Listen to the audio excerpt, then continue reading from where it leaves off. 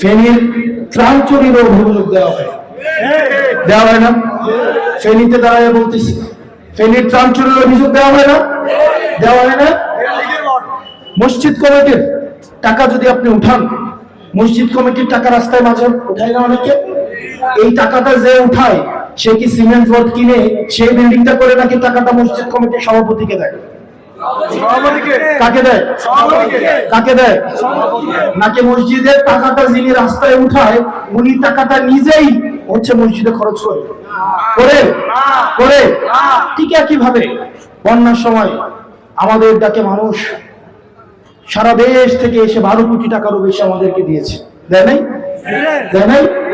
এখন আমরা টাকাটা উঠাইছি, আমাদের লজিস্টিক সাপোর্ট নাই, এই 12 কোটি টাকা নিয়ে আমরা কয়জনকে দিব বলেন? আমরা যদি কাউকে দিতাম পরে উঠতো স্বজনপ্রীতির অভিযোগ, পরে উঠতে যে নিজে টাকা খেয়ে ফেলার অভিযোগ উঠতো না।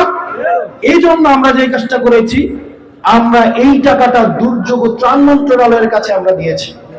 আপনাদের মোবাইলের ইউটিউবে আপনারা যদি সার্চ করেন এই জিনিসটা আসে কিনা? এই তরুণ প্রজন্ম কি শিক্ষিত না অশিক্ষিত? শিক্ষিত। সুতরাং যারা অশিক্ষিত, যারা সুম্মন বুকমুন এটা কি বলা হয়েছে এখানে? যাদের হৃদয়, চোখ এবং কি বুকের মধ্যে কি মেলে দেওয়া হয়েছে? মোহর মেরে দেওয়া হয়েছে, তারা দেখবে না এই সারা।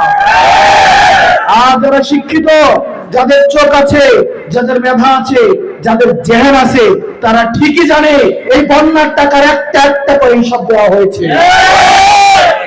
আওয়ামী লীগের যে প্রপাগান্ডা সেল, তারা যদি আমাদেরকে প্রমাণ করতে পারে আমরা দুর্নীতিগ্রস্ত, এটির মধ্য দিয়ে তারা জুলাইকেও কলুষিত করতে পারে। এই প্রপাগান্ডার মধ্যে আমরা দেখতে পাই অনেক সময় বিএনপির ভাইয়েরাও এই ফাঁদে পা দেন। আপনাদের দিলের মধ্যে মোহর মেরে দেওয়া হয়েছে।